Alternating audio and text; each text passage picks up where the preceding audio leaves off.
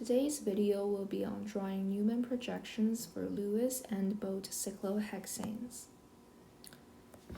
So for this molecule, we need to keep in mind that there is an extra hydrogen in there, and there is an extra hydrogen here as well.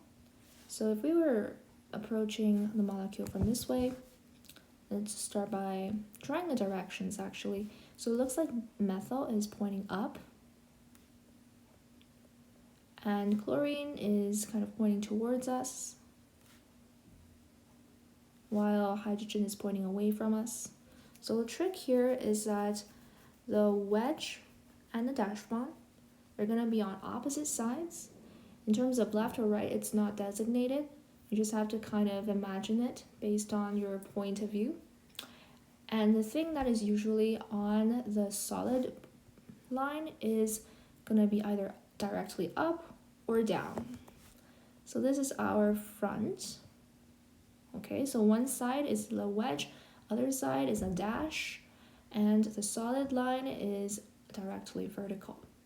The back carbon is going to be here, and looks like fluorine is pointing up, and we just have to check that it's on a dash, so we have to put it on the side that also has a dash, like hydrogen, so we can put fluorine in the back like this. Now the solid bond, the solid line is methyl, so it's going to be on the vertical position, and the wedge is on the hydrogen. So big takeaways for this one is that the top, the vertical,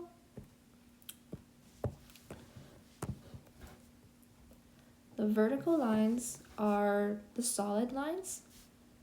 One side is going to be either the wedge or the dash based on the point of view, and the other side is going to be the opposite, the dash or the wedge. So it's quite simple for these small molecules. The both cyclohexane, it's a lot easier than it looks. So I have another video on cyclohexane, but it's not bad here. So our carbons of reference, let's say we were looking at this way, carbons of reference are going to be these two, okay? So let's draw two circles, and they're going to be interconnected, okay? They're going to be interconnected here. So we're going to draw like little connection. And since it's pointing up, our connection will also be pointing up, right? Because this is up, so then this is also pointing up where it's connected. So that must leave us with this. Okay, so in this boat, we have no substituents at all. So we know everything's going to be hydrogen.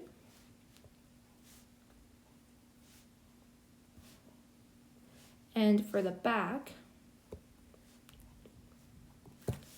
it's going to be these two carbons. And this is also poking up, but we've already used our up. So it looks like it's in an eclipsed position because this is directly behind, this is directly behind, and this is directly behind.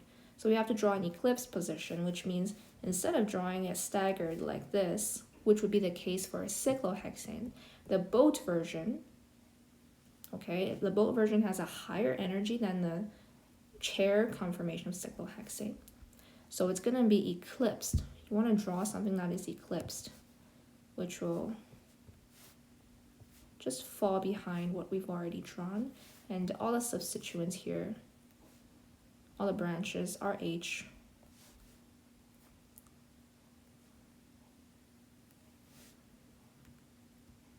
And there you have it.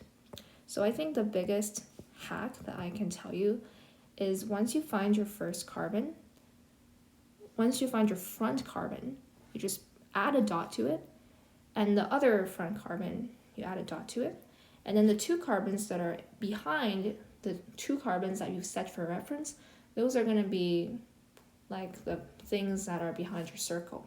Now, usually everything is staggered, but if it's a boat conformation of a cyclohexane, it's going to be an eclipsed drawing.